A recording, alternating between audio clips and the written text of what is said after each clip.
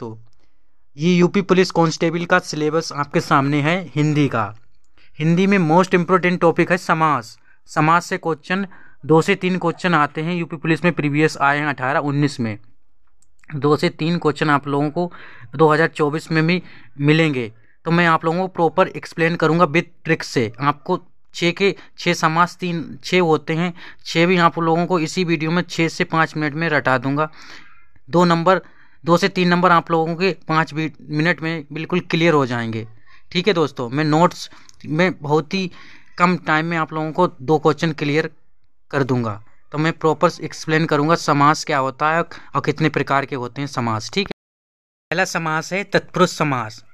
तत्पुरुष समास क्या होता है, इसकी ये पहले डिफिनीशन लिखी है। आप ये देखेंगे कि जिस समास का अंतिम पद प्रधान हो उसे तत्पुरुष समास कहते हैं।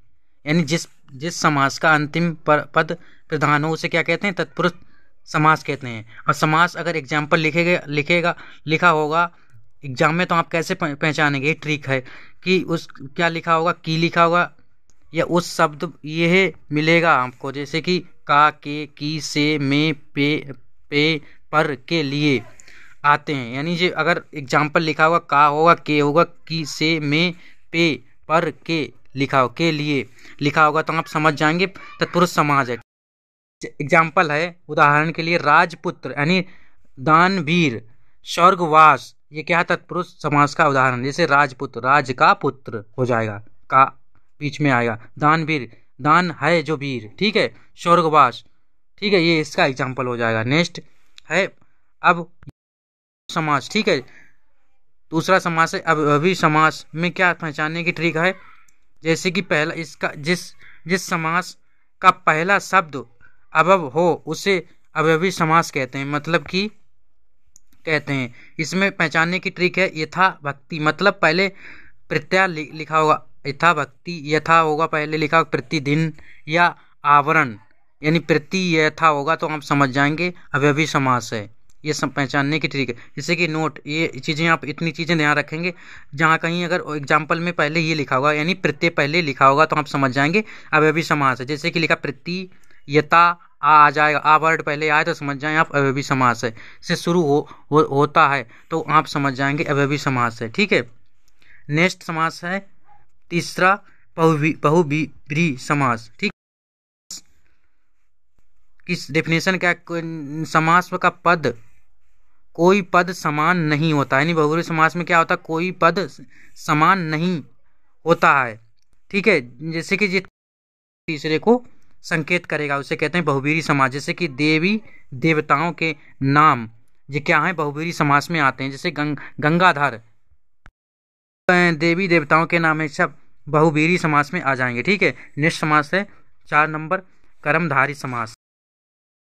क्या होता है दोस्तों, इसमें एक पद विशेषण होता है और दूसरा पद क्या होता है, विशेषण होता है। ठीक है, यानी एक पद विशेषण होता है इसमें कर्मधारय समास में और दूसरा पद विशेषण होता है। ठीक है, एग्जाम्पल देख सकते हैं महादेव,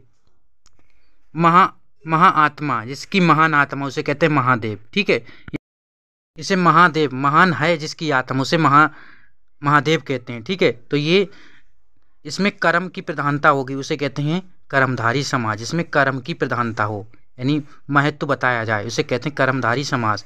ये है द्वंद्व समास। ठीक है, 5वां नंबर है द्वंद्व समास, यानी दोनों पद समान होते हैं। इसमें क्या, द्वंद्व समास में क्या होते हैं, दोनों पद समान होते हैं, उसे द्वंद्व समास कहते हैं। एग्जाम्पल जैसे कि मार और पीट, यानी विसर्ग लगा होगा ऐसे वाला विसर्ग, मार और पीट। अंत जल, अन्न और जल, दिन और रात, ये एग्जाम्पल है। द्वंद्व समास का मोस्ट इम्पोर्टेंट, जैसे कि और लिखा होगा यानी और से दिन, जैसे मार और पीट।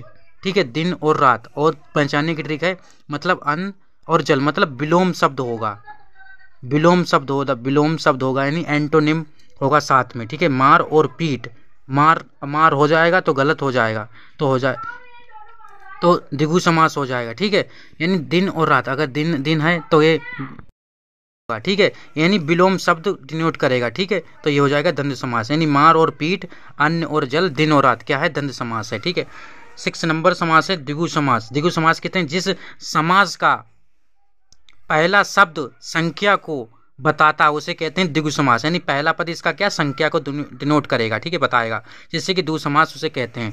पहचानने की ट्रिक क्या है, उपसर्ग क्या लगा, जो पहले आता है उसे उपसर्ग कहते हैं, ठीक है।